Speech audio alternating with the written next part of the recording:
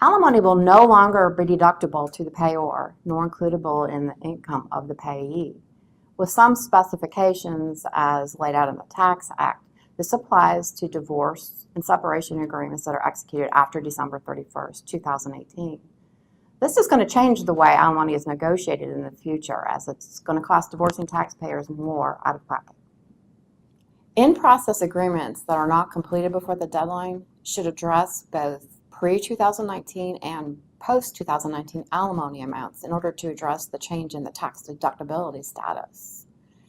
Because of the change in alimony, future alimony negotiations will probably include the transfer of additional retirement or investment accounts, or even minority non-voting shares of stock in closely held corporations as a replacement for the alimony.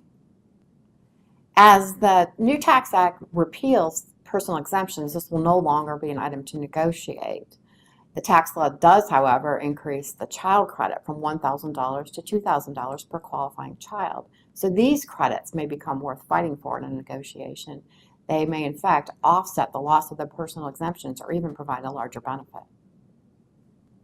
The fact that the new tax law allows 529 funds to be used for elementary school or high school tuition may impact prior divorce agreements. We suggest that prior divorce agreements be relooked at because these agreements may not specify that 529 funds be used for college tuition because it was implied at the time. This could cause an unintended consequence. For example, if the ex-spouse starts to use the 529 funds for elementary high school tuition, by the time the child reaches college, the funds may be dissipated. Then the spouse that established the 529 fund, if they were required to pay college tuition per the divorce decree, there may not be funds available at the time. So we suggest that all prior divorce agreements be relooked at regarding this issue. No one knows how the new tax law is going to affect business valuation of family law.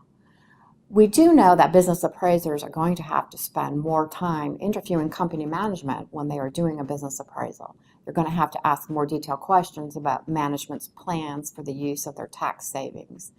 Also, management and business appraisers are going to have to forecast for longer periods into the future than they may be used to.